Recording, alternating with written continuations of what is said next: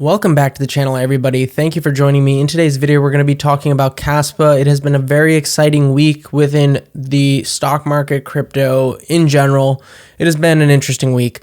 And so I want to give you updated thoughts. There has been some more developments in the realm of potentially a Binance listing for Kaspa that could be a catalyst for some upwards price action. But I really, this week, a lot of people, OGs of the crypto space, analysts, etc., have been, trying to call a top on the crypto market, or at least making it known that they are de-risking from the market, making sure to let everybody know that, hey, if things go south from here, these people have their receipts as to, hey, I warned you. But the reality is, guys, and I want to be very clear about this, is nobody knows where the market is going. I know we all understand this at this point. Nobody has any clue. There's so many independent factors that go into, the markets that for one person to believe that one person has an idea of where it's going to go is complete BS.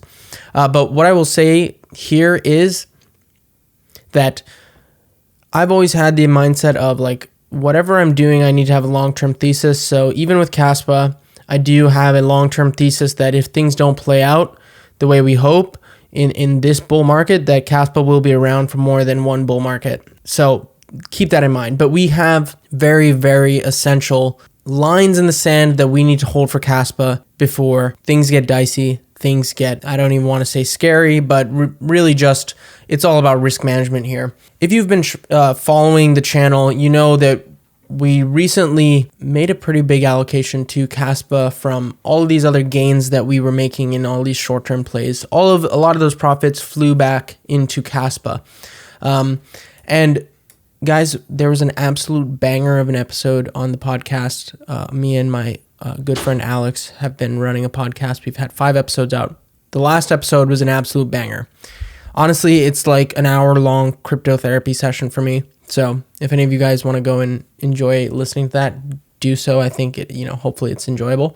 But anyway, I was talking about this yesterday on the podcast, and I'm here on the channel to talk to you about this because it's very important in my opinion. And again, guys, you shouldn't be taking financial advice from me. You should understand that I'm genuinely just another retail trader, investor, and genuinely, also have very little understanding or very little alpha when it comes to what's actually going to happen next in the market. We're all guessing. Nobody wants to tell you that a lot of the times, and nobody wants to admit that, but that's the truth.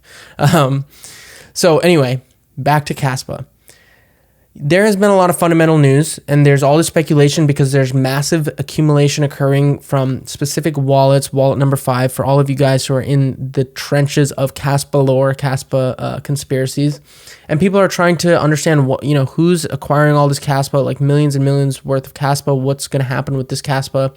And the speculation is it's going to be a listing for Binance or something of the like, which could happen, might not happen. I don't know.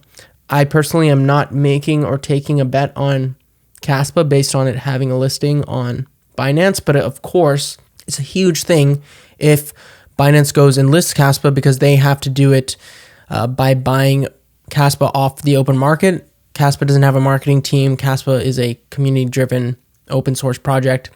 It doesn't have anyone who's going to pay to list Kaspa on these massive exchanges, which is why it's already great that an exchange like Kraken has listed Kaspa. And again, a lot of my assets are now on Kraken, so good job to you guys at Kraken because of the fact that they listed Kaspa and Tau.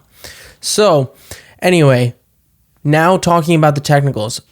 Guys, all throughout the bear market, so basically 2022 up until now, I was following Bitcoin and basically using a system to try and understand if there's a way in which I can predict what's going to happen next. The answer is no. You can't predict what's going to happen next, but you can look at the data and then try and get a good understanding of what your possibilities are in terms of what's more likely to happen than not. AKA, this is a game of probabilities, similar to gambling, similar to a lot of things that, require a lot of discipline unless you're just, you don't care and you want to gamble your money away. The Kaspa chart, guys. We have been ranging in between a very, very, obvious range for almost a year, even more than a year now.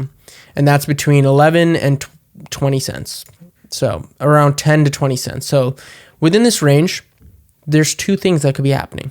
We could either be consolidating, and in order for us to be consolidating, that means we need to break higher, or we could be distributing.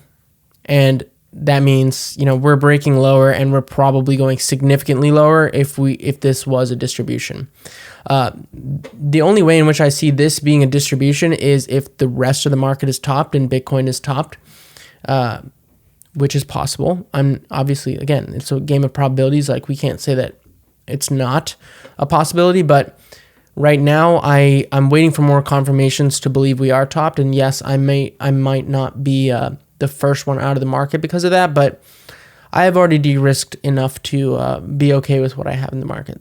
So the point here, guys, is like, this is the play for Kaspa from here on out. If Kaspa is unable to hold this 9-cent range and starts breaking anywhere near, under 9 cents, guys, you have to cut your positions. Not financial advice. I'm going to draw a line in the sand here. I would not hold Kaspa anywhere, even 8 cents I'd probably cut my position before 8 cents. This could also be a generational bottom, and then we rocket up to the moon, and that would be stinky, and that would suck if I ended up selling my whole bag. But the point is, guys, we're at a point where there's a lot of risk in the market. And I don't think there's limited upside for everything, but Kaspa's already gone up a lot. So technically for this, if we are in another cycle, like 4-year cycle, yeah, the gains on Kaspa are limited. But I'm betting on the community here. I'm betting on this actually being something that an institution would like because of the proof of work and technical background of the team and just the project in general. I feel like there's a chance that, institutions will bid this. One of the big pieces of evidence of this that I keep coming back to is Marathon Digital, the biggest and one of the first Bitcoin miners to be publicly traded. The only other coin they mine is Kaspa. And so I always go back to that and I wonder why. I try and think about, does this really mean that Kaspa is everything we think it is?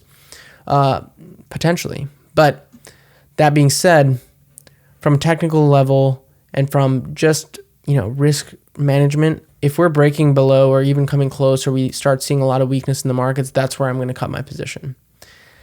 Okay, talking about worst case scenario or the probability of lower. Now, talking about what will happen if we go higher. So again, now that we're in this range, the possibility is also that we break higher. And really, guys, once we break this 20-cent range, if it happens sooner rather than later, it's blue skies. And I'm not sure where Kaspa will land after that. But in terms of a long-term chart in crypto, Kaspa is one of the most beautiful, and it won't be, it'll be a lot less beautiful if we consolidate and break down. But right now, we're still in that period, we're still in that phase where we don't know what's going to happen next. And something else I'd like to point out is we're only about 35% from all-time highs. A lot of these other coins are down significantly more. So if you have been holding Kaspa this whole time, yes, you would have done better holding Bitcoin for sure, and probably Solana. But at least, if you're talking about your capital and capital preservation, you probably haven't destroyed yourself the way a lot of people have gambling. Because if there's any evidence to the mindset of the investor in the crypto space, just look at the way the Trump meme coin sucked out so much liquidity from everything else. That is absolute proof that most people in this game are gamblers. They want to be rich quick, and that's never the game I've tried to play. It's never going to be the game I play. I will exploit attention because, crypto for the most part is an attention economy, and I will exploit that to my own benefit, make money from it. But that will never be the game I play. That being said, there's really nothing else, guys, to really go over with Kaspa. It's really a game of, sit on our hands and wait and let things play out. The technicals for Kaspa on a weekly look a lot better than they do on the lower time frames. So I've talked in extent about some of the indicators and some of the things that I use. I've been using them ever since the bear market, testing them out. You can go and look at my Twitter for all of the resource regarding the machine learning algorithms, etc., the stuff that I'm using to just basically try and get any edge possible or just try and visualize the market in a different way. So this wave trend down here is a good way to visualize money flowing in and out of the asset. You can see we've had money flowing in and out, but not enough to really push the price higher. And it looks like we could curl up here. The stock RSI has also potential to move towards the upside, so that's a good sign. But there is definitely, guys, some resistance, and it's all dependent on what's going to happen with the overall market. I have a more, out there theory about Kaspa, and the potential for Kaspa to be one of the last projects to pump in this cycle if we, have an altcoin cycle, because a lot of what's going to happen when people start realizing that the market is going to shit is they're going to look for quality assets and a flight to quality. And some people will go to Bitcoin, but I think a lot of people will also go back to Kaspa, knowing, I genuinely think there's a lot of people who believe in Kaspa who are just looking for shorter term gains right now, trying to gamble, etc. That's why we've seen consolidation. That's why we've seen money leave the project.